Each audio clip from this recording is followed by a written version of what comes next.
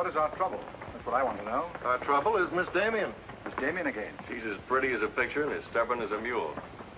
But this time, there's a lot more involved than just her opinion.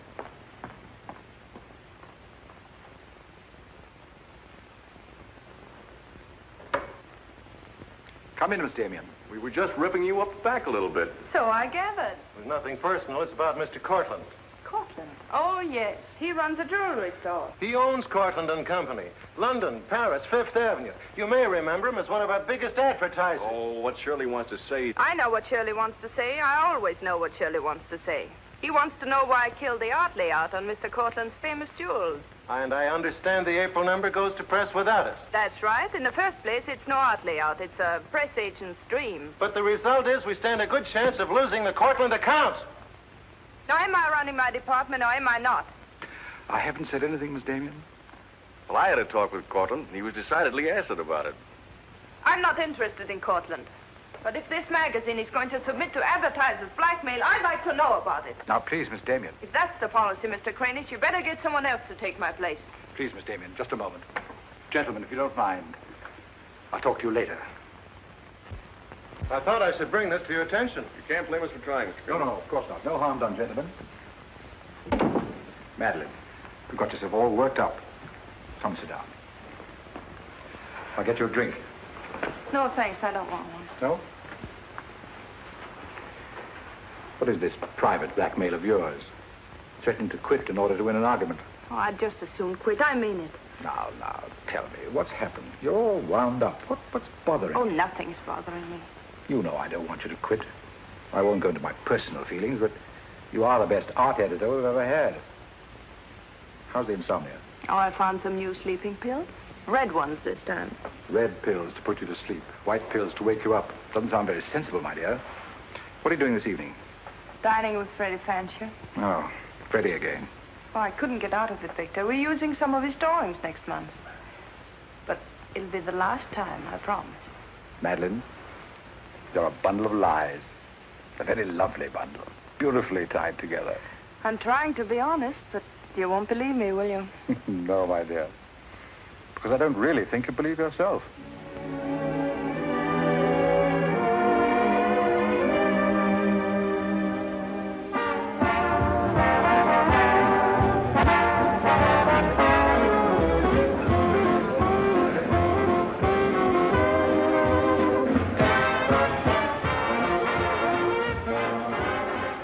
Why do you have to go back to that bore, Freddie Fancher? You haven't even given me a chance to make love to you. You've been doing all right. You know something? It's awfully hard making love to a woman who makes more money than I do. It'd be much easier if you made love to me. Would it? Oh. You're trying to give me the brush off, are you? Well, finally, we understand each other. Well, there you are, Freddie. There's your girl and no bones broken. I'll see you at the office, Madeleine. I'd join you if somebody asked me. Nobody's asking. Fair enough. Why do you have to dance with that pollywog? Look, I've told you not to drink. I always drink, particularly when I'm with you. Oh, am I that hard to take sober? You're a voluptuous pain in the neck. I'm going home. You're not going to walk out on me. Come on, be yourself. I've told you I'm going to leave early. But you can't leave me just sitting here in the snow. I'm mad about you. In my own foul way. Good night, Freddie.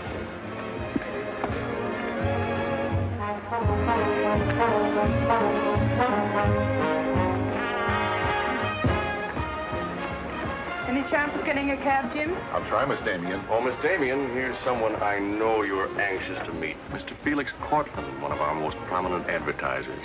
How do you do, Miss Damien? How do you do? Mr. Garet is the soul of tact, don't you think?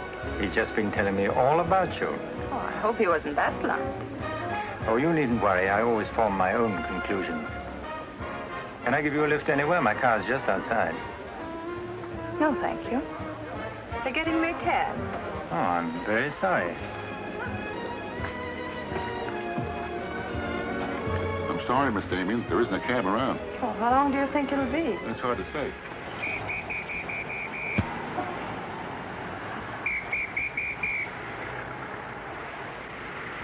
Are you sure you don't want a lift? Well, there doesn't seem to be any alternative. Good night, Mr. Garet. Good night, Mr. Courtland.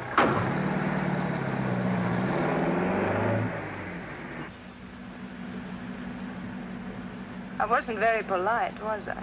Neither was Garet, for that matter. Oh, he always enjoys uncomfortable situations. You still feel uncomfortable? No. Frankly, I don't. Good, nor do I. You know, you're not at all what I imagined. No? No. The big international jeweler. I happen to inherit a business that runs itself very nicely. As a matter of fact, you don't look like an art editor. More like a work of art. That layout on your jewels is still a wretched piece of copy. I can only admire your good taste. And I'm still not going to print it. I wouldn't try and persuade you for the world. Mr. Courtland, I think you're a very dangerous man. I only wish it were so. The truth is, I'm a very ordinary one.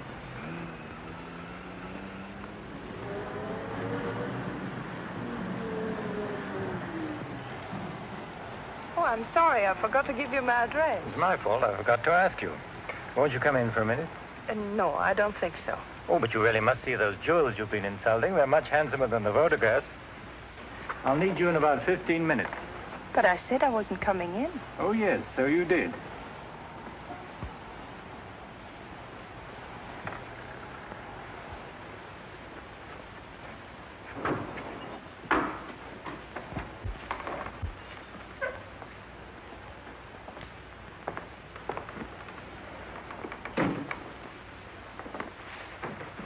Let me take your wrap.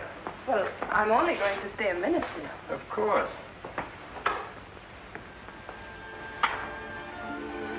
What a wonderful room.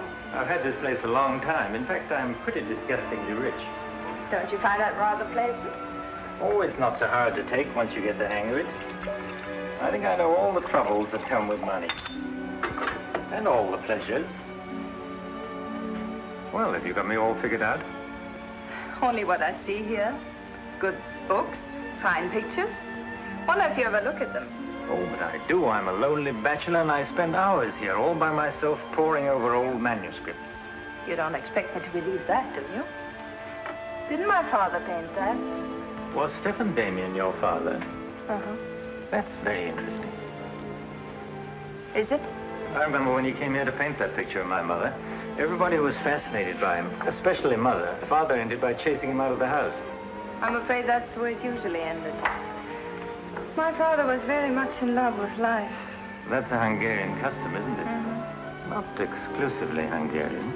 Weren't you going to show me your jewels? Oh, yes, of course. I'd quite forgotten. That's the reason we came in here, wasn't it?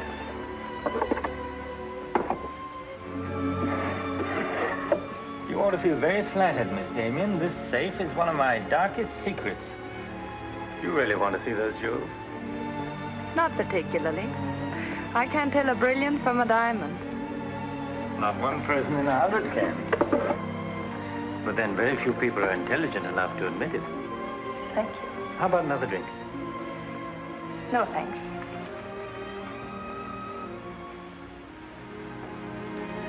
You know, you need relaxing. Lots of relaxing. I can hear your nerves snapping like rubber bands. I'm not nervous at all, see? You're a very curious mixture. A highly moral voice. That's not me, that's my mind. A man's mind, I'd say. Why not? I do a man's work. And desperate eyes. Eyes full of shadows. Insomnia does that. Does it?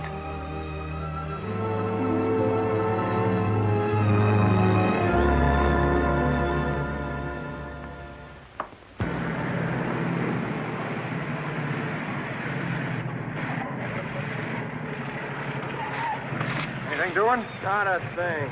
You're not skipping me down eating in these hamburger joints. One thing you gotta learn, eat where the truck drivers eat. They know the right spot. Say, I saw a funny thing up the road just now. Good-looking dame sitting in a car all alone. Yeah, what was she doing? That's just it. She wasn't doing nothing, just sitting there. I got a rule about women. If they ain't breaking the law, let them alone.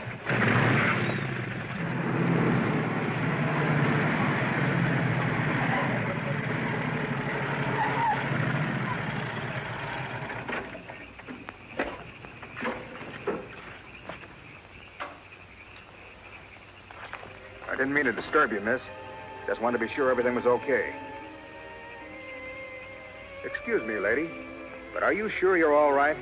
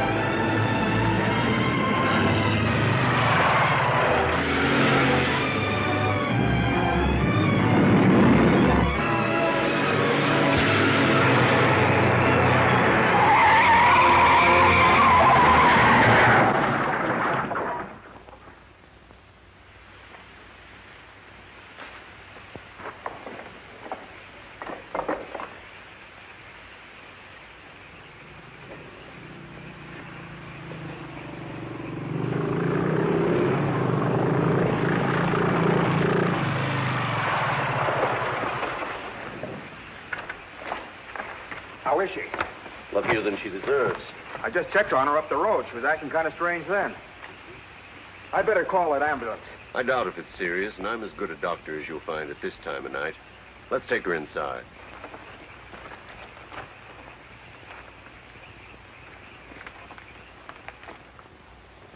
Well, no bones broken. Bruises, that's all. I think you better rest here for the night. I'm a little surprised. You're a beautiful young woman. You've been in an accident. You haven't asked for a mirror. Perhaps that fits with the way you were driving tonight. Perhaps you find the idea of living not very attractive. Is that any of your business, Doctor? As a matter of fact, it is my business. I happen to be a psychiatrist.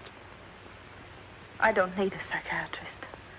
You won't mind if I disagree with you. Here's a beautiful young woman, apparently well-to-do, apparently in good physical condition, who just doesn't care what happens to her. This is interesting. Not altogether unusual, but interesting. Of course, there are the obvious deductions. It's my life, Doctor, and I prefer to run it myself. And you don't want anyone to see inside it. Perhaps you don't even want to take a look yourself. Many women haven't the courage to face themselves, so they look for escape in one excitement after another. Half my patients are like that. But I'm not one of your patients. If you tell me how much I owe you, I'll be going back to town now. Very well. I'll drive you to the station.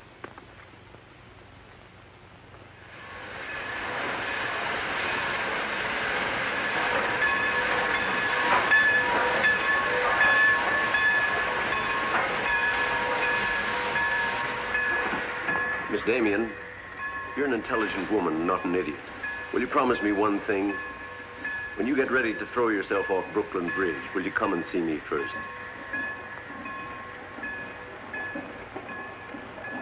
Goodbye, Doctor. Dean, Miss Damien, I'll give you her secretary. Miss Damien's office? No, Mr. Courtland, she's not here yet. Shall I have her call you? Yes, Mr. Courtland. Where's Glamour, Puss? She hasn't come in yet. Well, who sent these? Mr. Felix Courtland. Mr. Courtland. That's very interesting. She never misses, does she? Mm-hmm. Jealous. If I'd given it any thought, I could have predicted it. Gladys, I won my bet. She's got a new boyfriend. I guess those dames gotta have new excitement all the time. Yeah, here today, gone tomorrow. Personally, I don't see what she sees in it all. Is that any concern of yours? No, Miss Damien. I didn't hire you to gossip about my private life. No, Miss Damien. Go get your money. You're through.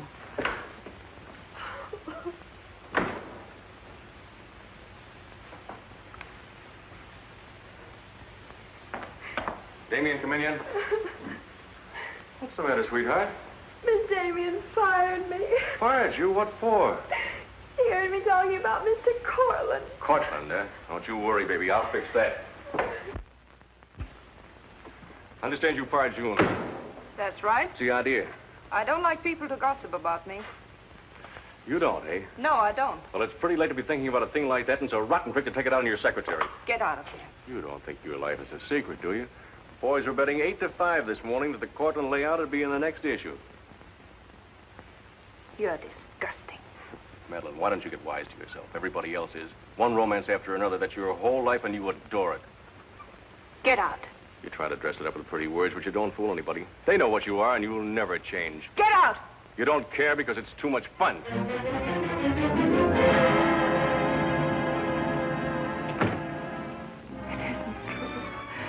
It isn't true. It isn't true.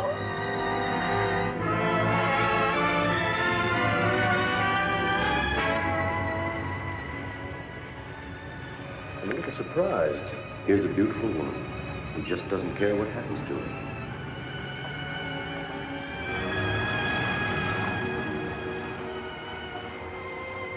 Many women haven't the courage to face themselves, so they look for escape in one excitement after another.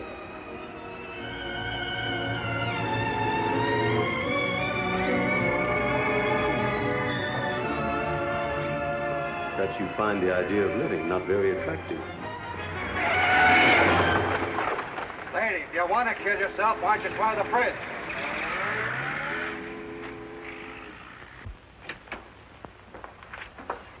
I'm glad I was right. An intelligent woman, not an idiot. Sit down. That's it.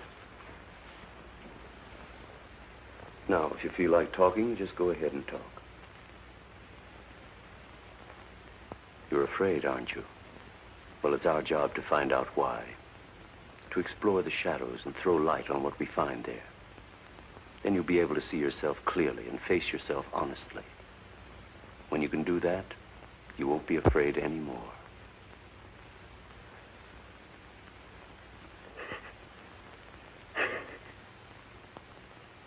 I was living with my father. Mother had left him before we came to America. I was 10. And to me, the way he lived seemed romantic and wonderful. He was a successful painter, and women adored him. He went his own way and did what he pleased. Just as you've been trying to do? I suppose so. But why? Did it make him so very happy? Oh, I was certain he was the happiest man in the world. Until he killed himself. Then you couldn't understand why he did it. You understand now? I think I do. Did you ever do any painting yourself? I used to. Why'd you give it up? Oh, didn't pay enough. And besides, I didn't want to be like my father. I wanted my own life. And have you been living your own life? Of course I have. The kind of life you really want? I don't know. I don't know. Don't you think you've been hiding from yourself? Did you ever try and discover the person you really were, deep down underneath? I never cared to. I'm not so sure I do now. In that case, I'm afraid I can't help you. But of course, that's entirely up to you. Shall we go on, then?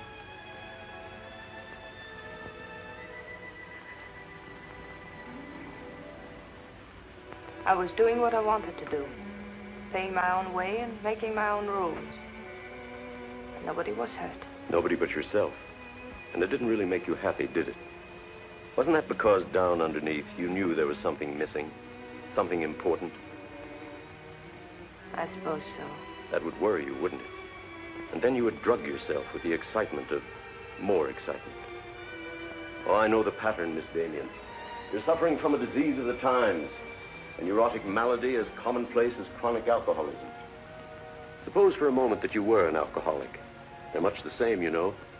Unsure of themselves underneath and seeking reassurance from new excitement. Instead of getting at the cause, the drunkard solves his problem by taking another drink. This, of course, is no solution.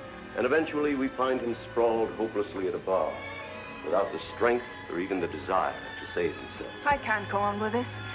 You're not helping me. You're insulting me. You've been insulting yourself, Miss Damien. Insulting your body and insulting your soul. Your life hasn't been gay and glamorous at all. It's just been muddled and senseless. You know that now. And if you really want to change it, you can start right away. Now it's up to you.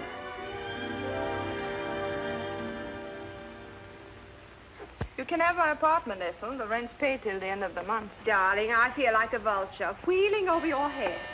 I'm not in, whoever it is. Miss Damien's office. No, she still hasn't come in, Mr. Courtland. Well, I don't know exactly. Later in the day, Did he hang up? Yes, good. Let me call him back, darling. You may be sorry later. Everything in this pile returned without comment. This I would ask to see more of their work, and these you may be able to use. But you haven't given me your new address. I'm not giving it to anyone. Hello, Madeleine. Beautiful, would you mind popping out for a minute? That's just 60 seconds. You'd better talk fast. Madeleine, I'm on a jam. I've got to raise some money. I need about $5,000. What do you expect me to do about it? Well, I thought you might talk to Courtland. I'm sure he'd let you have it if you ask him nicely. You're really quite a rat, aren't you? Look, Madeleine, I'm in debt up to here. I only make $100 a week, and you know I can't live on that. $5,000 doesn't mean a thing to Courtland. You better get out of here before I lose my temper. You're forcing me to say things that I don't want to say, but if you're going to act cold and virtuous about it, you'll hear them. Suppose I tell Kranish. Tell him what? About Courtland. You know, you've got a very nice job here, but you won't have it very long if I tell Kranish. I don't want to tell him, but... What's so funny? As a blackmailer, you are pitiful. Go on, tell him. Tell him what a rat I am, and you are, and he is. Go on, use my phone if you want, and my desk, and my office. I'm through with all of them.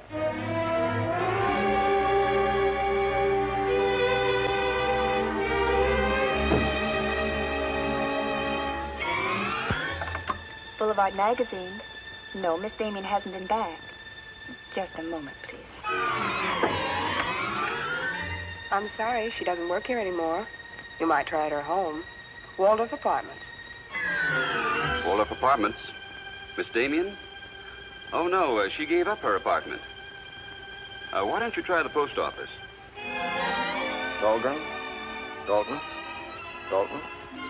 Damien. Care of Richard Caleb, 137 West 50th Street. Well, I've nothing to tell you except that Miss Damien has taken my advice as a doctor. She'd been living in an area of infection, and she's removed herself from it. I take it you consider me part of the general contamination. Now, you've come here for information, not diagnosis. I usually charge a fee for insulting people. I'm willing to pay for data of any kind. Yes, I gathered that. But I have nothing for sale. I suppose you're being very ethical, but I'd like to talk to Madeleine. In your presence, if you wish. Miss Damien is living under a different name in a different world. She told me to tell you, if you inquired, that she was busy growing a new soul. Now, would you please keep off the grass? Goodbye, Mr. Courtland. Bye, Doctor.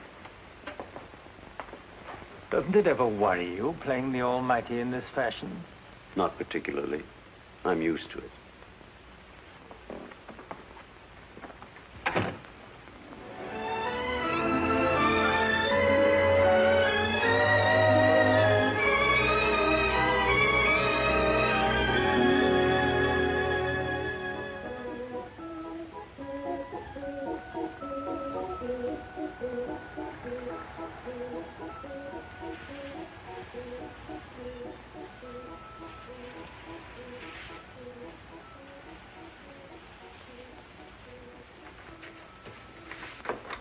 How's it look? It's better than torn wallpaper. So you think I've talent, then? You'll do better after you get the hang of it. I only hope the new tenant will like it. Well, he seems awful particular. He's a floor walker at Macy's. Oh, well, you can always give it back to me. He'll never sell it, you know. Take my advice and try something more cheerful. You know, like flowers and butterflies. I'll do that. Thank you, Mrs. Geiger.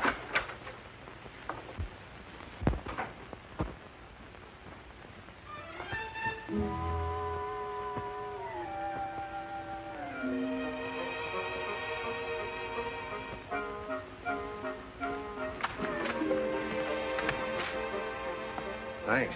You saved my life. Is this yours? Yes.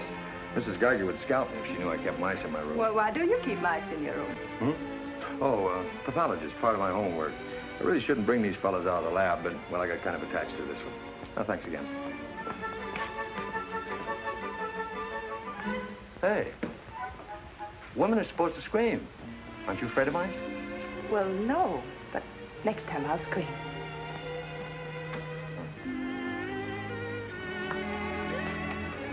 Good afternoon, Miss Green. Hello, how's the work going? Oh, all right.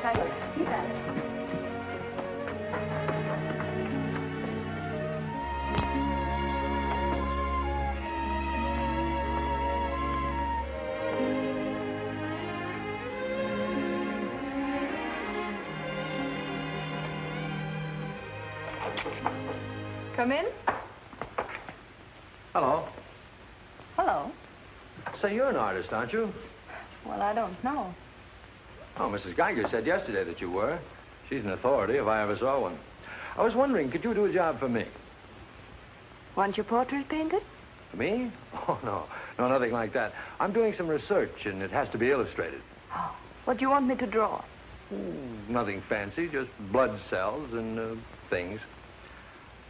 Sounds fascinating. Oh, it is, really. You see, it's a lot like... Oh, no, you'd be surprised. It really is fascinating once you get in it. Of course, I'm on a fellowship, and I couldn't pay you very much. Matter of fact, I couldn't pay anything till the first of the month. That'll be all right. Oh, fine. Swell. It's all settled then. I'll see you at my place about 6 o'clock. Oh, but couldn't I... Oh, sure you can. I just live downstairs. You know, the mousetrap. Oh, by the way, my name is Cousins. Mine is Dixon. Very glad to know you, Miss Dixon.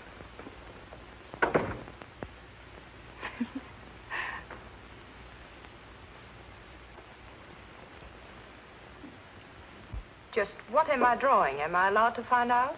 Sure. Effect of anti-reticular serum on cell tissue. That's all I wanted to know. Oh, say, that's quite good. I'll take it to the lab with me in the morning. Just about ready for the next one. Do you realize it's 12 o'clock? Oh? I haven't had my dinner yet, and you haven't either. Oh, gosh, I'm sorry, but well, I got so wound up on this. So did I, but now I'm hungry. Well, tell you what let's do. We'll go out and eat. That's a brilliant idea. I'll get your coat. Do you do this all the time? Only since I got out of the Army. I was lucky to get this job of research. Now I've got to get it finished. Then what? Oh, then I go back to Oregon and become the usual respectable small-town doctor. No mice? No. No mice. Head colds and belly aches. $5 a visit. Maybe you'll like it. You'll get some rest. Oh, I'll get plenty of rest, all right, but I don't think I'll like it. You folks going out this time of night? That's right. We're meeting a few friends at the Busy Bee cafeteria. We don't want to miss the floor show. We'll have to hurry. See that he eats. He hasn't got any more sense than a goose. I'll feed him with a spoon. Got onto it first up in a little town in Germany while I was still in the Army. I met a couple of Russian medical officers who were working on anti-reticular, and well, they were pretty steamed up about it. Pie, sir? No, thanks. We got together the first night over a bottle of vodka. I remember the town was still burning. Well, maybe it was the vodka, but anyhow, we got to talking about anti-reticular, and, well, I guess I got pretty excited. You mean you speak Russian? Over a bottle of vodka, anybody speaks Russian. Care for some coffee? No, thanks, I've milk. Oh, one, please. At any rate, I promised myself that night that just as soon as the war was over, I was going to do a job of this. You haven't stopped to eat ever since. That's an error I'm just about to rectify. $1 even. There you are. Thank you. Thank you. You, sure you've got everything you want? Oh, yes, thanks. You know, I don't think you're much of a doctor. Do you call this a sensible diet? Pancakes and pickles? Well, scientifically, there's two kinds of diets. The kind that doctors prescribe and the stuff they eat themselves. Oh, but you're always in such a rush. You can't make scientific discoveries that way. Sure you can. Take Banning. He saw some flies nibbling at a piece of pancreas. Figured out that there must be sugar in, and 1 minute he had the idea for insulin. You know, you're a very lovely girl. You're not being very scientific, Doctor. Oh, but I am. It's the very heart of science. It's the truth. Let's talk about insulin. Insulin.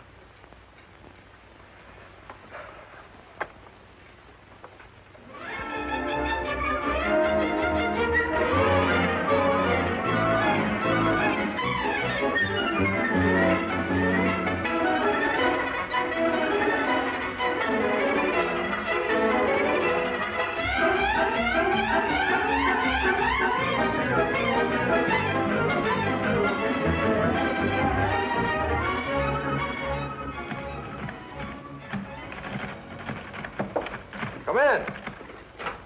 Hello. Hello. Say, did you buy these new manuscript covers? Yes, are they all right? Oh, sure, they're fine. How much they cost? Oh, nothing at all. Something like 20 cents. Oh, nothing at all, huh? You know you can buy a pair of good mice for 20 cents? David, I have some wonderful news. I just sold a picture.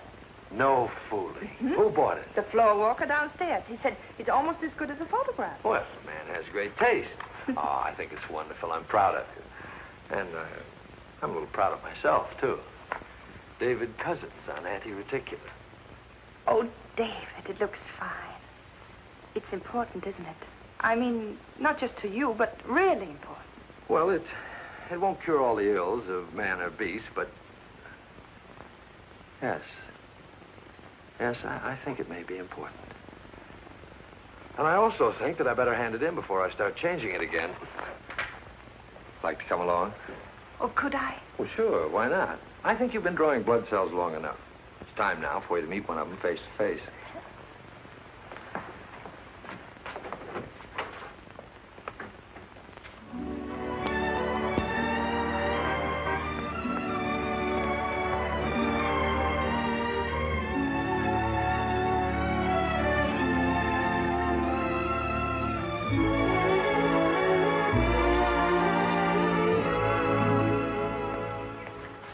I hope your text is as good as your illustrations.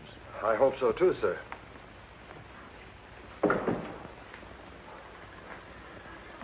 Well, that's that. You didn't tell him there were your drawings, did you? I didn't tell him they weren't. Come on, I'll show you my lab. Coffee. I wouldn't try and drink it if I were you. Assistant pathologist.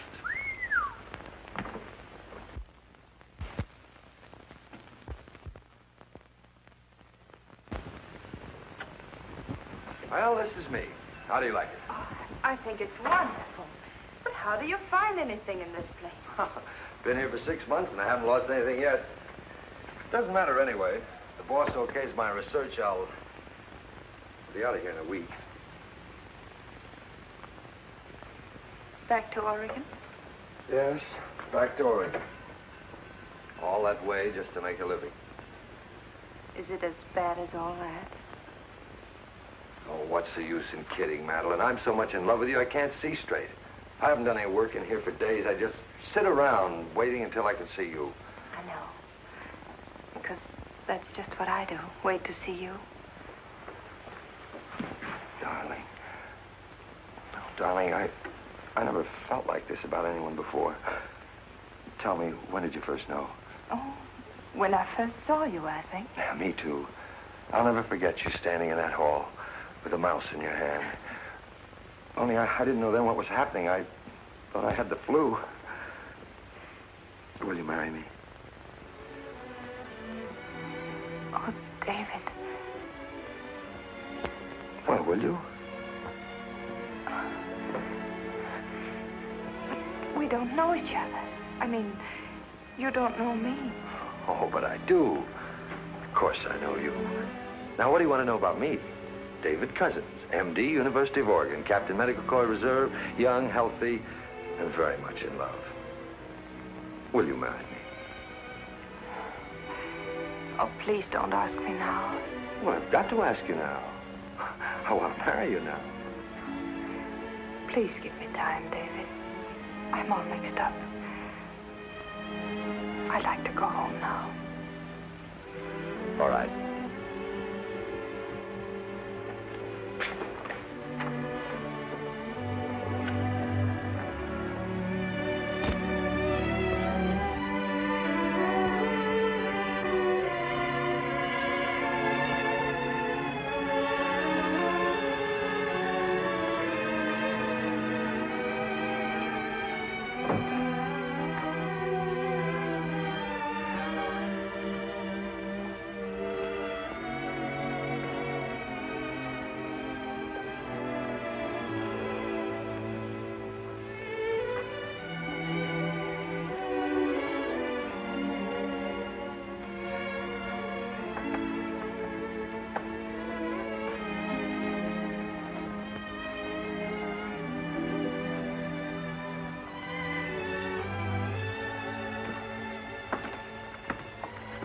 Madeleine. You haven't answered a rather important question I asked you. I can't say no, because I wouldn't mean it. Darling.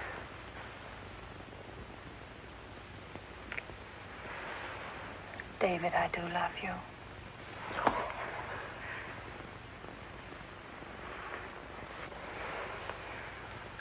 Good night, darling. Good night.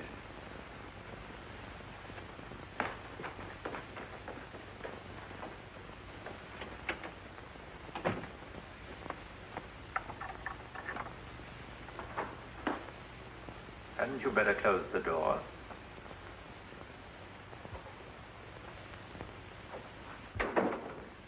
A gentleman I hired provided me with your new address and the proper keys. Suppose someone had seen you. You wouldn't have cared, would you? I didn't think it mattered. You see, I expected to find you wretched and lonely, grappling with your complexes. Rather naive of me. Will you please go? Of course I'll go. But before I do, wouldn't you like to tell me about him? Why? I'm in love. Now, laugh if you want. I don't feel like laughing. I've always wondered if it were possible for people like you and me. And you think you've really got it? Love eternal, the fireside, the slippers, the whole thing? Yes, the whole thing. I'm very glad for you. And I think I'm a little sad for myself. You haven't told him, have you? Told him what? Well, about me, for instance. Why should I tell him? You're absolutely right. You shouldn't. Men prefer to keep their illusions, don't they? Please go. If you ever need me, you'll let me know, won't you? And don't call the past too many names.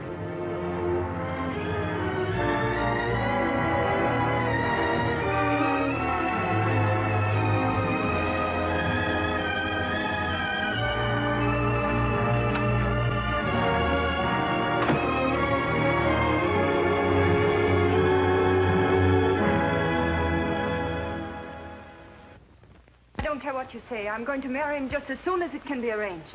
You want to run away from your problem? I'm not running away. You are, you know. You're looking for security from someone else instead of building it within yourself. But I love him. I can't talk to you if you don't believe me. Falling in love doesn't cure everything overnight. What do you mean? Let's be honest. There's a side of you that hasn't fully changed. Isn't that true? That is true, isn't it?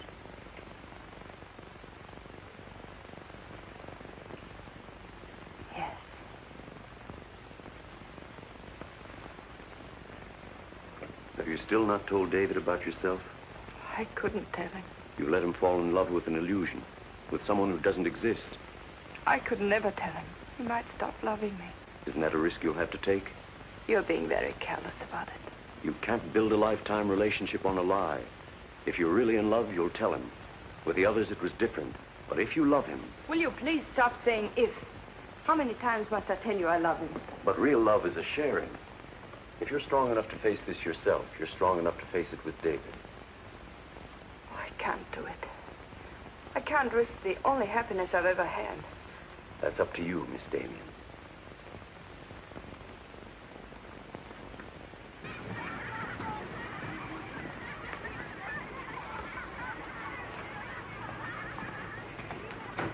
Hi. Hello, darling. You're home early, aren't you? Well, I didn't get fired, if that's what you mean. Dr. Lutz read my paper. Really? What did he say? Well, he liked it. Oh, David, that's wonderful. The only trouble is he thinks it's so important he wants me to go to Chicago and read it before the convention. Oh, David, no. Well, that's not my idea. I don't want to go. Well, when will you have to leave? Tonight. Got to catch the 8 o'clock plane. And when will you come back? Oh, I don't know. A few days. But I'll tell you what. As soon as I get back, let's get married. You can get a license in 3 days, and it only takes 15 minutes to get married. You still want to marry me, don't you? Oh, more than anything in the world.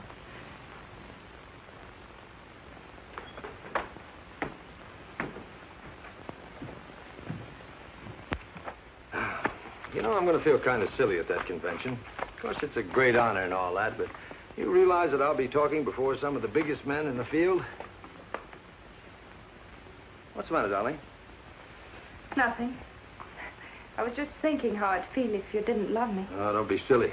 Not a chance. David, could you ever stop loving me? Well, that's really a gruesome thought. Of course not. Even if there was a reason? The world is bothering you. Nothing. I just wanted to be sure. Sure about what?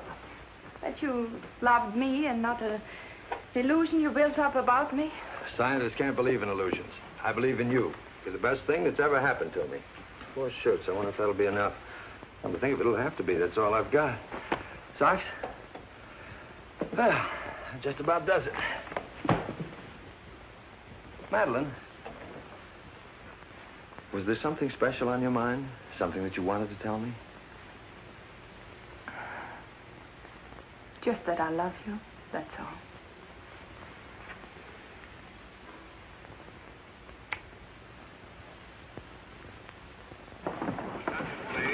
Flight 41 now loading at gate 6 for Chicago. Passengers on Flight 41 for Chicago. Write me every day? Every day. Hope you miss me. Hope you suffer like a maniac. I will, I promise. Oh, gosh, I hate to leave you. You know, I'm going to be jealous. Jealous of what? Oh, I don't know. Nobody, everybody. Just jealous. Darling, I belong to you. Don't you know that? I'm only alive because you love me. We'll be married the minute I get back. Well, look who's here. If it isn't Madeleine. How are you? It's been a long time. David, this is Mr. Garet. I used to work with him on a magazine. Howdy, Garet. I quit the racket, though. Or perhaps the racket quit me. Garet's doing some confidential work for me now. How are you, Miss Dixon? This is Mr. Courtland, David. Dr. Cousins, my fiancé. You're a very lucky man, Doctor. Well, I think so. Well, goodbye, Miss Dixon. My congratulations to you both. Oh, thank you. Good night. Good night. I don't believe a minute of it, do you? Garet, you're a very cynical man. You don't believe in true love. You don't think Madeleine does either, do you? I don't know, but I've always been fascinated by miracles.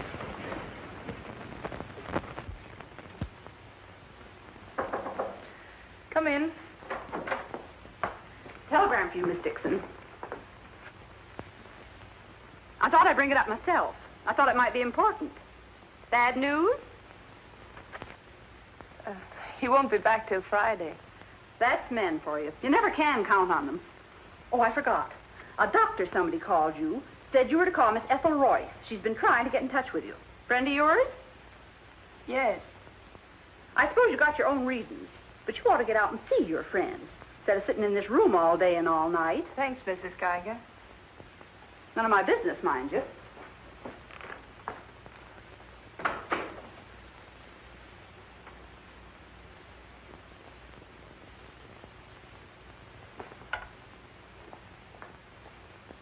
Ethel, this is Madeleine. Madeleine. Darling, but this is really a voice from the dead. I pestered that doctor of yours for hours. I just have to talk to you. Well, what about? Will you remember that art supplement, the one you started? Well, I do need your help, dear. I'm in an awful mess. Sorry, dear. I'll never come into that office again as long as I live.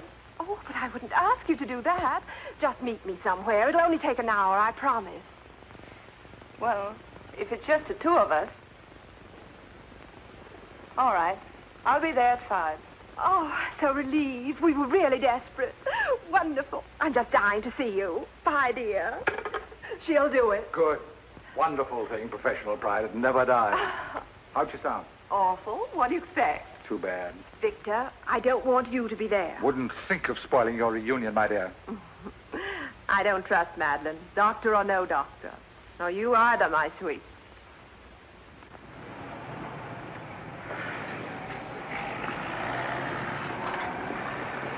Hello, Miss Damien. Glad to see you back. Glad to see you, Jim.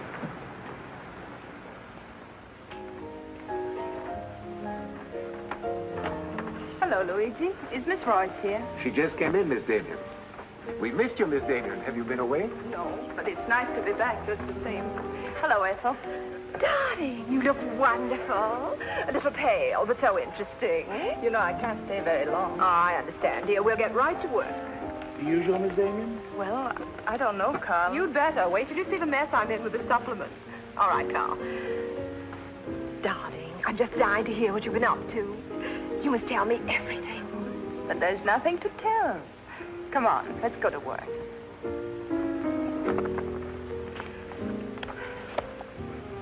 You're just marvelous, my dear. You made the whole project seem utterly simple and practical.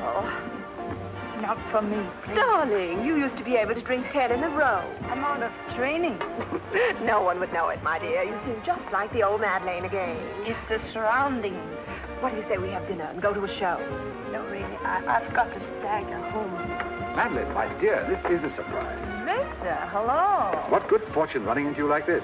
Do you mind? Don't let us fool you, Madeleine. You heard me making the date with you. It's true, but I'll deny it. Frankly, I wanted to have a look at you. You look very dashing for a hermit. Thank you. We've all missed you desperately, haven't we, Ethel? As though our little hearts would break. What about a drink with your old boss? I Please. had enough. 3 of whatever it is. I've got all the data we need on the supplement. Good. What about the data on Madeleine? No data. Now, if you'll excuse me, I You really can't have go to- now. Look who you'll run into. He's seen you. Mr. Garet no longer graces our staff. Oh, what happened? He got to be utterly gritty. Say nothing of a slight discrepancy in his accounts. Mr. Garet believes that the world owes him a gay life, no matter who pays for it. Well, hello, stranger. How are you? Wonderful. Nobody here seems particularly glad to see me. Should we be?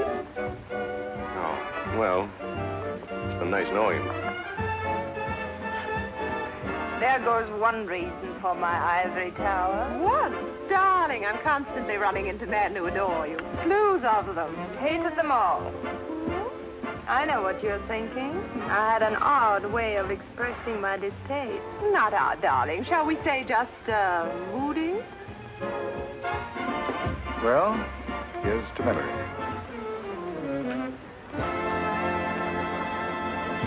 May I speak to Mr. Courtland, please? Just a moment, sir.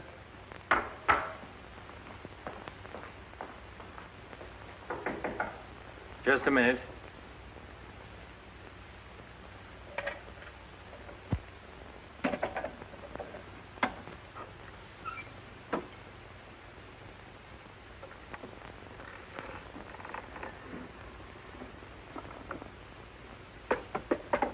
Come in.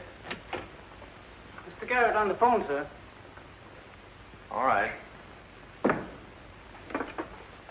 Hello, Garet. I have some interesting news. Do you know who's here? Madeleine. How considerate of you to call. By the way, I've just been through the stones in my safe, and one's missing. The stone's not terribly important, but you're the only person who knows about my safe, and the fact is you did have my keys for quite a while yesterday. What are you getting at? Only that I don't like thieves. But you're being ridiculous. Let me come over and talk about it. There's nothing to talk about. I'm taking it up with the police. But, Courtland, you can't do that.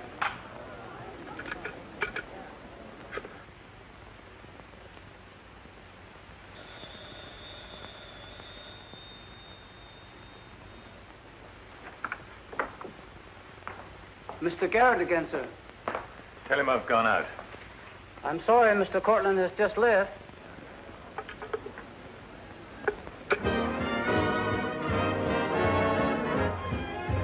Are you all right, darling? Of course I am. You're not going to disappear again. Oh, yes, back to my treetop. It's raining. Let me drive you home.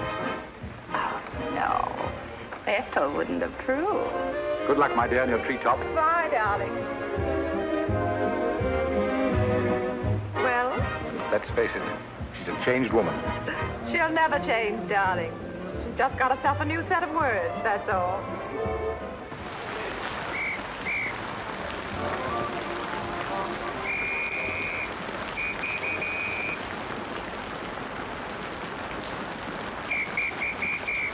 Madeleine. Hop in. No, thanks. I'm waiting for a cab. Don't be silly. There are no cabs. You'll get drenched. Please. I'll drop you off. I'm going home alone. Come on, in you get.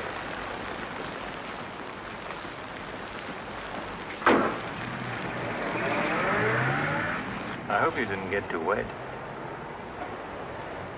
Your concern is touching, Quite a coincidence finding you in the rain. is it? I can't lie to you, especially when there's no point to it. I was informed you were playing hooky. You're detestable. I'm really not detestable at all. I happen to be very fond of beauty, which shouldn't be a crime in your eyes. Please, no debates. I'm a little dizzy. A good dinner will soon take care of that. Why do you always hound me? You know I despise you and everything you stand for. There's always a chance I may be able to improve your opinion and your manners. I'm sleepy. You know you're very lovely. Please don't bother. I'm not listening.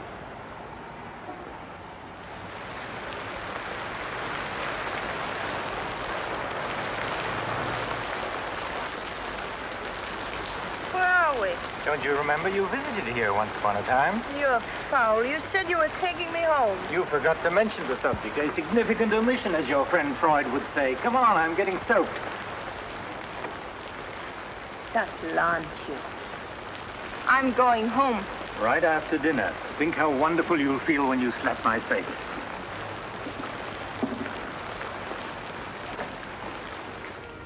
That'll take the chill out of your bones and maybe even your heart.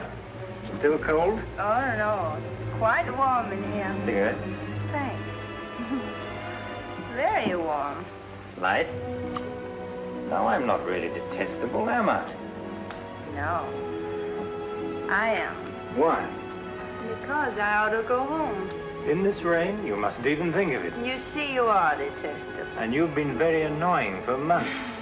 Madeleine, we belong together. You know that. No, I don't know that. Of course you do. We feel the same way about life. You're not making sense, Mr. Courtland. Why make sense? Doesn't this make more sense than talking and lying? No sense at all. Then what would you call it, darling? Stupid. Madeleine, you're wonderful. Stupid. You're sweeter than ever. I'd better see who it is.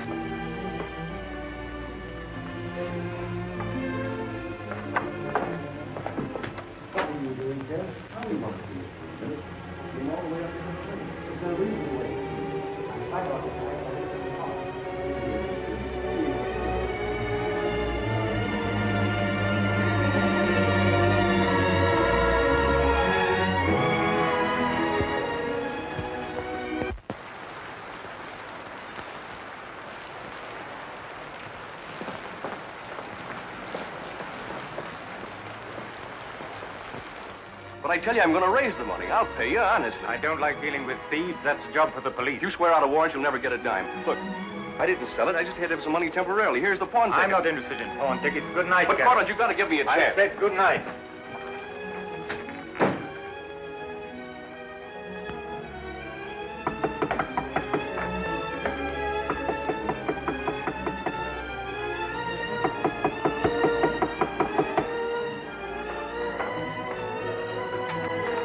You've got to let me talk to you. Let me explain this. You stupid fool. I'll have the stone back. I'll get it to you. I promise I will. All I need is a little more time, just a couple of weeks. What are you doing? Phoning the police. You can't do that. I'm not going to let you ruin me.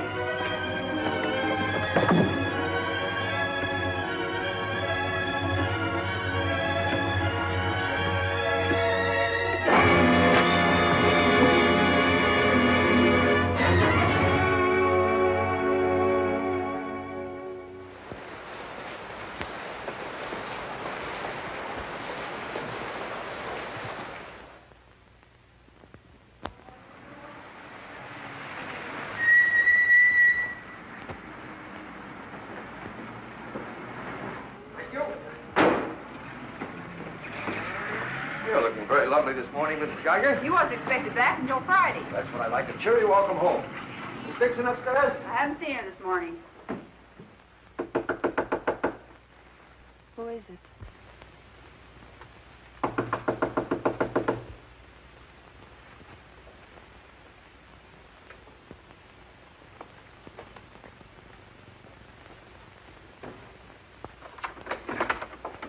Hi.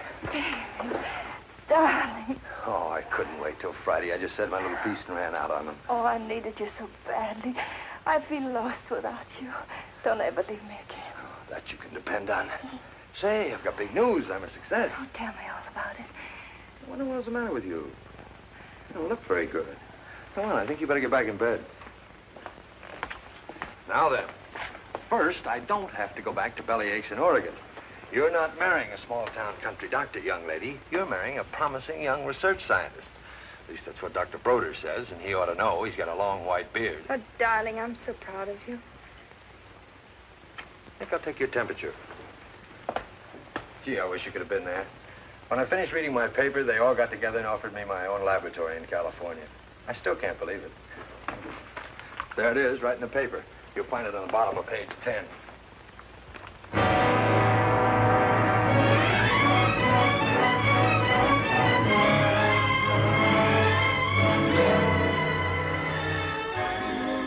What makes you feel that you're really important? You know what he said to... Oh, Madeline. Madeline, what's the matter? Oh, darling, you're cold as ice. You've got a chill. You stay right here. I'll be back in a minute. Oh, don't go. Don't leave me. I'll only be a second. I want to get a hot water bottle and some more blankets.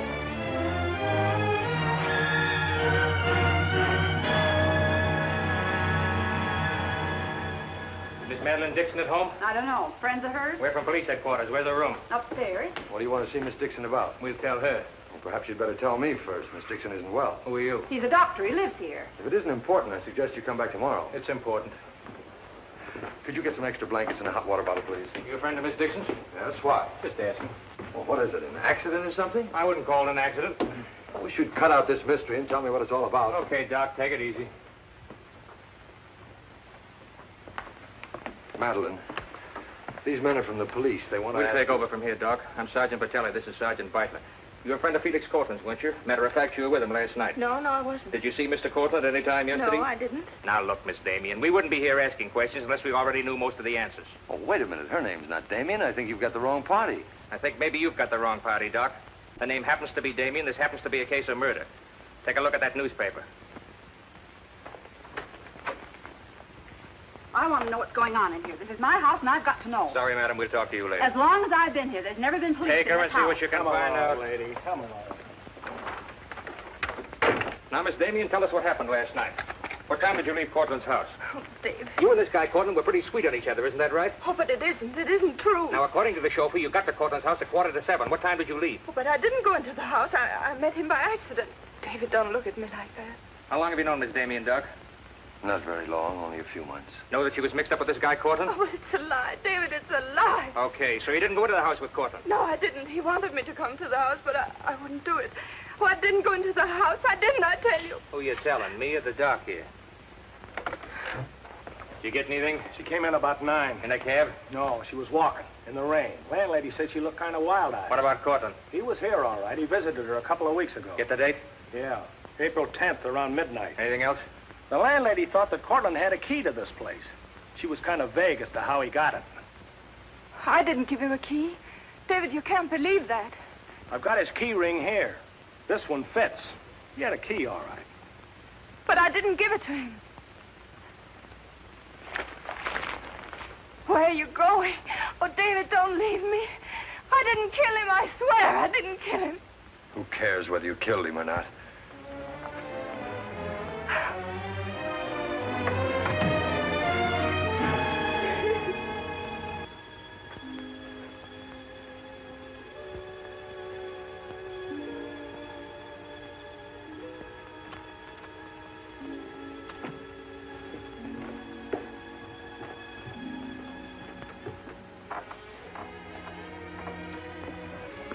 Could I see him for just a minute? Well, it isn't regulations.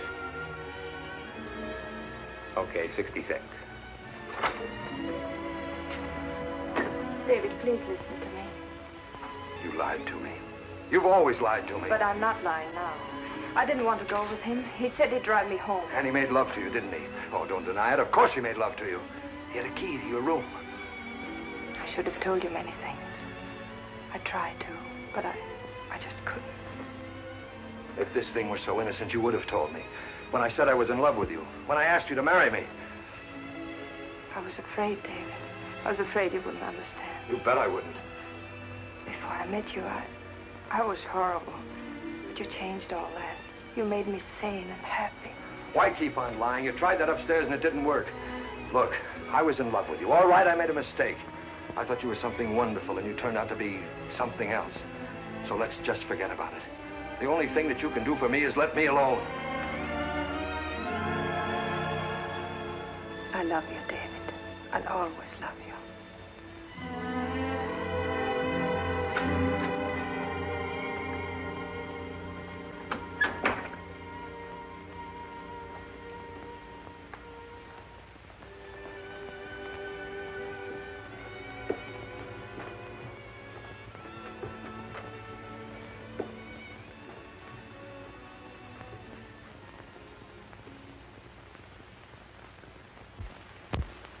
And so, ladies and gentlemen of the jury, the prosecution will prove beyond a shadow of a doubt that Madeleine Damien is guilty of the premeditated murder of Felix Courtland.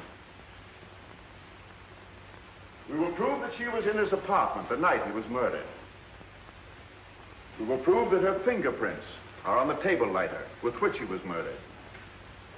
And we will prove further that she had a motive for the murder. For after all, this is a very simple story. To one man, Dr. Cousins, she was a pure and noble woman. To the other, Felix Courtland, an irresponsible light of love. Too self-indulgent to be faithful to the man she wanted to marry. Too weak and lacking in character to break with Courtland. Her twisted soul was bent on a heartless deceit. To make one man believe what all others knew to be a lie. And when Courtland threatened to expose her, she went to his apartment to plead with him in the only way she knew.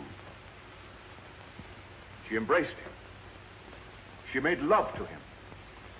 And when, in spite of that, he threatened to expose the lie that she was living, she silenced him forever.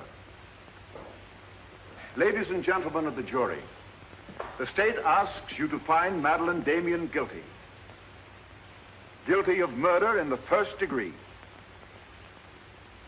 On the night Mr. Courtland called on the defendant, did you let him into her apartment? I certainly did not. How did he get in then? He must have had a key of his own. The key of his own. Where was the defendant when he arrived? Out with the doctor, I suppose, pulling the wool over his eyes.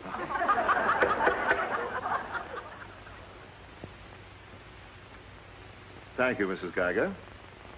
Your witness, Mr. Mitchell. You've got to let me cross-examine her. No questions. Miss Damien, I can't defend you properly if you won't let me. You've got to put up a fight. Fight? What for? And now, Mr. Garet, just what was the nature of the work you did for Mr. Courtland? Well, most of it was personal. Confidential secretary, I suppose you'd call it. And in that capacity, you were in a position to learn a great deal about his private life? Yes, of course. Did Mr. Courtland know that Miss Damien was lying to Dr. Cousins and concealing her true character from him?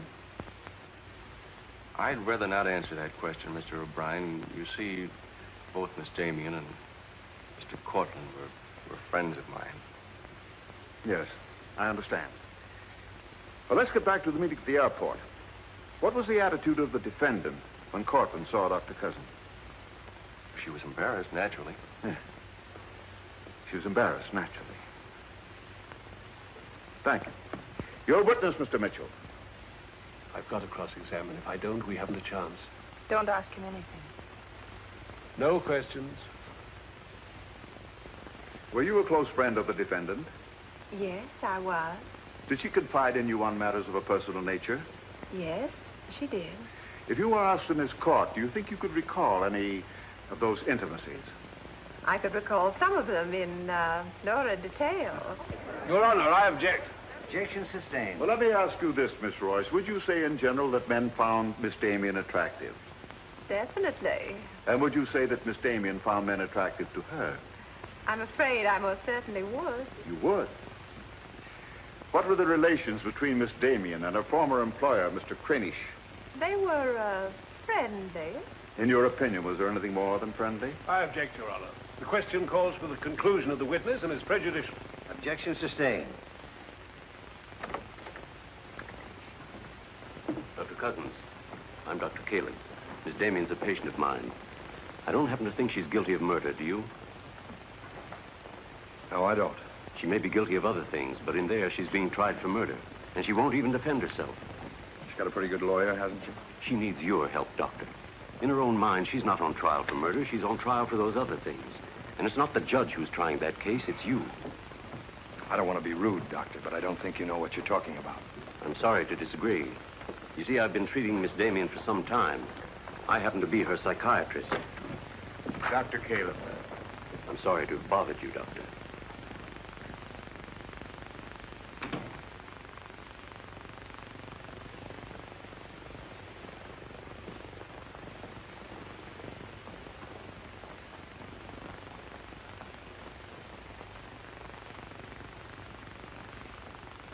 Your name, please? Richard Caleb. You're a psychiatrist? I am. Miss Damien came to you as a patient? Yes? Did she come of her own free will? Yes, of course. Isn't it true, Doctor, that people do not go to a psychiatrist unless they consider themselves, well, shall we say, not well balanced? In general, that's correct. As a matter of fact, wasn't Miss Damien on the verge of committing suicide when she made her first visit to you? Your Honor, I object. Well, no matter. We'll prove that by other witnesses. However, is it not true that people who come to you as patients come with problems? Objection. Objection overruled. Well, Doctor? There'd be no point in their coming to me if they didn't have problems. So the defendant came to you with a problem. Do you mind telling us, Doctor, in your opinion, just what was Miss Damien's problem? That is a confidential matter between doctor and patient. I'm afraid I can't discuss it. Well, during the course of your treatment of Miss Damien, did you ever discuss her relationship with Dr. David Cousins? Yes, we did. Well, bearing in mind the fact that she's engaged to be married to Dr. Cousins, do you think she was as frank with him as she should have been? As a matter of fact, I urged her to tell him everything. And did she? Not to my knowledge. Well, why not, Doctor? Why didn't she? I'm afraid you'll have to ask Miss Damien about that. Did you ever meet Dr. Cousins? Yes, just a few minutes ago. Well, I'm sure you found him a reasonable, intelligent young man, and yet the defendant refused to confide in him. Having met Dr. Cousins, I think I can see why Miss Damien hesitated to confide in him. Do you mind telling us why? It's my impression that Dr. Cousins hasn't the capacity, either emotionally or intellectually, to understand a problem like Miss Damien's.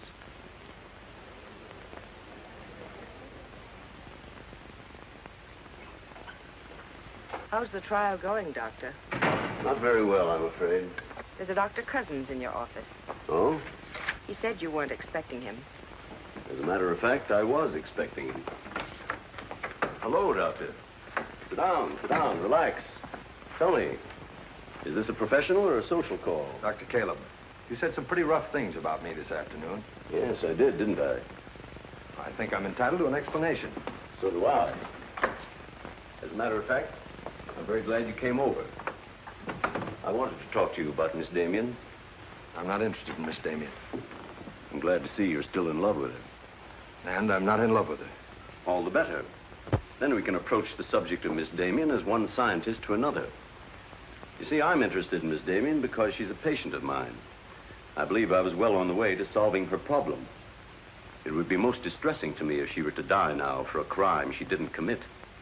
It would be as though you had lost one of your white mice, one that you had just inoculated. What's all this got to do with me? Only this, that when you testify tomorrow, you'll be asked to tell the truth. The whole truth. The whole truth about a human soul is a complicated proposition.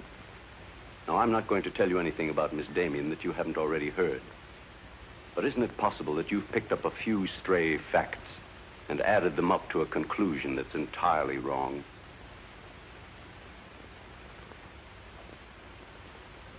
Won't you sit down, Doctor?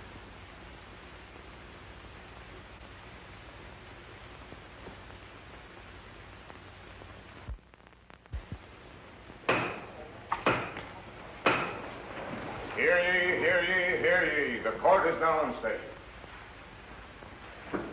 Call your next witness, Mr. O'Brien. Dr. Cousins, please. This will be their last witness. You've got to let me put you on the stand.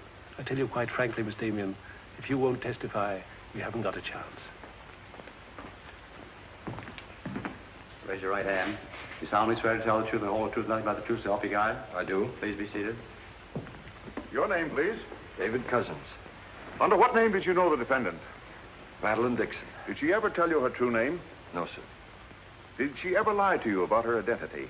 Yes, sir. How long did she continue to lie to you? Till the morning the police came. Did she ever tell you about her relations with Courtland? No, she didn't. You proposed marriage to the defendant and she accepted you. Yes, sir.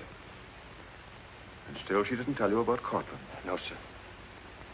When did you first know of the true relationship between them?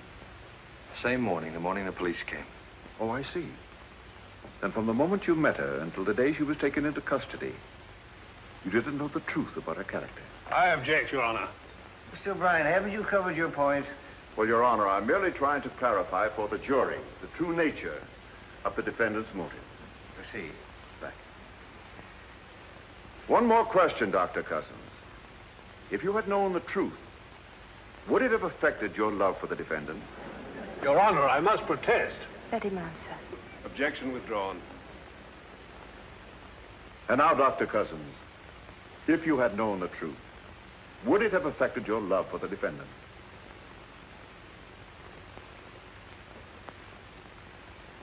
I was in love with Miss Damien then, and I'm in love with her now. Your witness, Mitchell. No questions.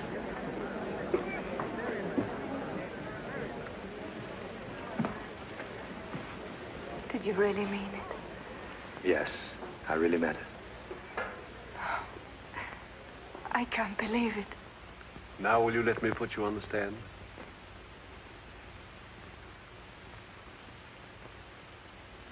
You admit you went to Courtland's apartment that night? Yes. He made love to you? Yes. Did you have any conversations about Dr. Cousins? No. Positive? Yes, I am. But tell me, Miss Damien, were you in love with Felix Courtland? No, I wasn't. Were you in love with Dr. Cousins? Yes. Oh. But you went to Courtland's apartment nevertheless. Yes, I told you that. You were in love with one man, yet you chose to visit the apartment of a man you didn't love. Did you go of your own free will? Yes. Mr. Courtland didn't force you or threaten you? No. Then why did you visit him? I don't know. I made a mistake. You made a mistake. As you've told us on several occasions that you and Mr. Courtland were interrupted by a mysterious intruder. Can you tell this jury anything definite about that person? Anything at all? No, I didn't see him. You didn't see him? I only heard his voice. You seem very certain it was a man. It was a man. What did he say?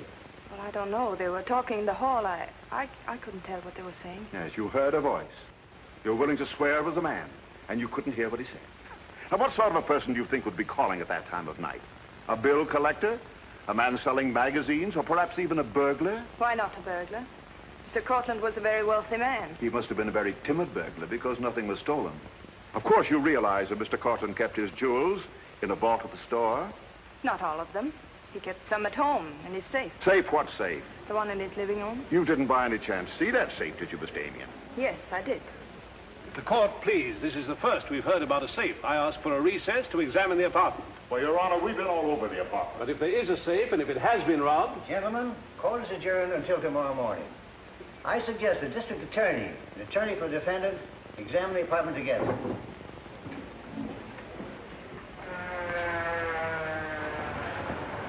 What about this safe, Mr. O'Brien? What safe? How about some pictures on the inside, Mr. O'Brien? You boys better wait outside. I may have a statement for you when I come out. Mr. O'Brien. Huh?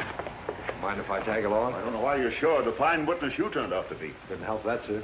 All right, Garet, where's the safe? Me, Mr. O'Brien? I don't know of any safe in here. I didn't think you did. If you want an unbiased opinion, I don't think there is a safe. Well, here's the learned counsel. Perhaps he knows. Where's the safe, Mitchell? My assistant's checking the location with Miss Damien. He'll be along in a minute. Oh, you're on a dead one. While we're waiting, maybe Mr. Garet could tell us where the safe is. I've asked him, he doesn't know. I don't understand that, Mr. Garet. You were very close to Courtland, weren't you? That's right. I'm sure if there was a safe in here, I would have known about it. At least I would have seen the key to it. The answer's very simple. There is no safe. What did you find out? I got the dope on him, Mr. Mitchell. Splendid. It's over here in this bookcase. You were wrong for once, Mr. O'Brien. Could be. What do you know about that? Have you got Courtland's keys? There they are. Thank you. That looks to me very much like a safe, Mr. O'Brien. Yes, it does, doesn't it? But not like a safe that's ever been robbed. I don't think a good burglar would leave those behind. Well, I guess we're right back where we started from. Well, I've seen all I want. How about you, Mitchell? You win this round. Lock it up, sir. Yes, sir. See you in court, gentlemen. I give you a lift, Doctor? No, thanks. Sergeant, I have some papers here, Mr. Courtland, I'd like to put in order. Do you mind if I stay? It's all right with me. We're finished with the place. Thank you very much. Anything I can do for you, Doctor? Oh, I was just curious about something. I've never seen a safe like that before. One that operated with a key. Come to think about it, I guess I haven't either. Normal assumption about a safe is that the lock works on a combination. Yes, I guess most of them do. I was wondering how you knew that this one worked with a key. You said you'd never seen the key to it. Did I say that? Uh-huh. I guess I must have said something I didn't mean. Oh, I see. There could be another explanation. Really? Yes. That you were lying when you said you'd never seen the safe before. You're not serious, are you, Doc? I'm a scientist, Mr. Garet. When we get hold of an odd fact, we consider every possible explanation. We make some of our most important discoveries that way. Well, it must be fascinating work. Yes, it is. Suppose I had known about that safe, which I didn't. What would that prove? Frankly, nothing. But it does suggest a theory. You were very close to Courtland. You knew about the safe. Maybe the safe was robbed. Perhaps he found out about it. He was quarreling with a man in the hall the night he was killed. Maybe that man was you. That's a very interesting theory. Yes, isn't it? Well, as I said, I'm a scientist.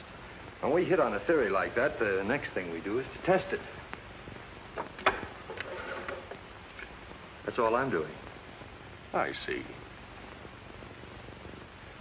Then you won't mind having a little talk with the police? No, why should I? Fingerprints. But then, of course, if you've never seen the safe before, you won't mind them checking it for yours.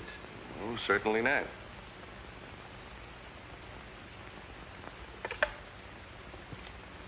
The number is Spring 73100.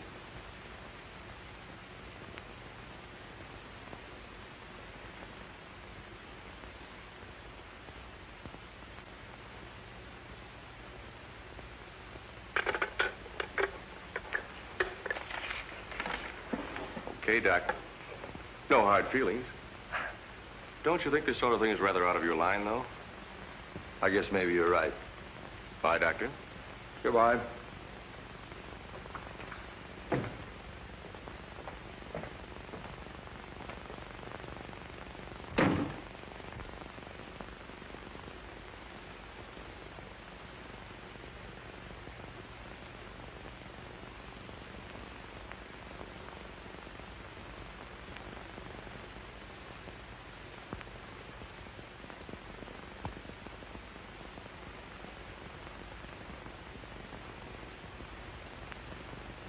Spring 73100, wasn't it, Mr. Garet?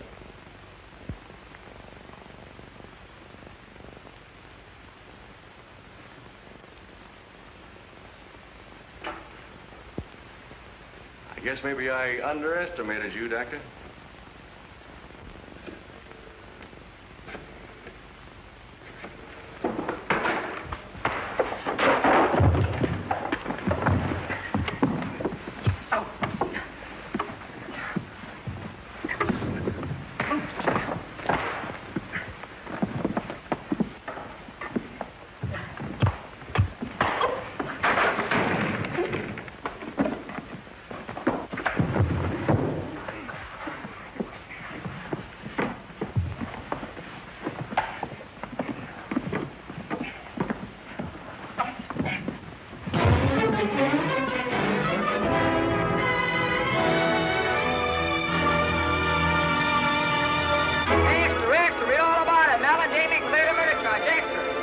From the Associated Press newsroom. Bulletin. Madeleine Damien has been exonerated of the murder of Felix Courtland. The full confession by an ex-employee, Jack Garet, is in the hands of the district attorney. It was a trial marked by many surprises. Notably, the beautiful defendant's startling disclosure of the jewel vault hidden in the apartment of the late diamond importer. So beautiful Madeleine Damien goes free, and Broadway is tipping its hat today to the young doctor who engaged the murderer in a battle royal. Miss Geiger, I've been looking for Miss Damien. Have you seen her? She's gone. She asked me to give you this. Gone? Well, where did she go? I couldn't get a word out of her, but I know she left for the airport more than an hour ago.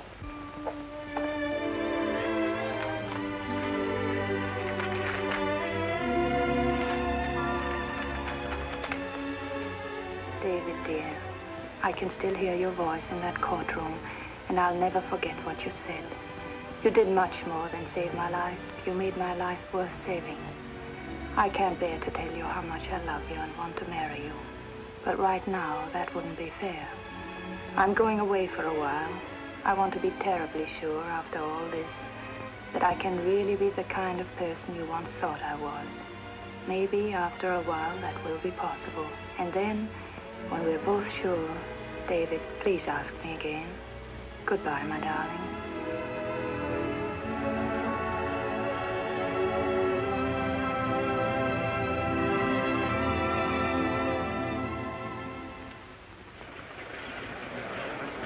Passengers on Flight 41 boarding at Gate 6. Will you try and see him once in a while? Of course. You see, I want to be sure of myself. I'm sure of you. Are you really? After what you've been through, I'm very sure. Board, please. Goodbye. I still think you're making a mistake.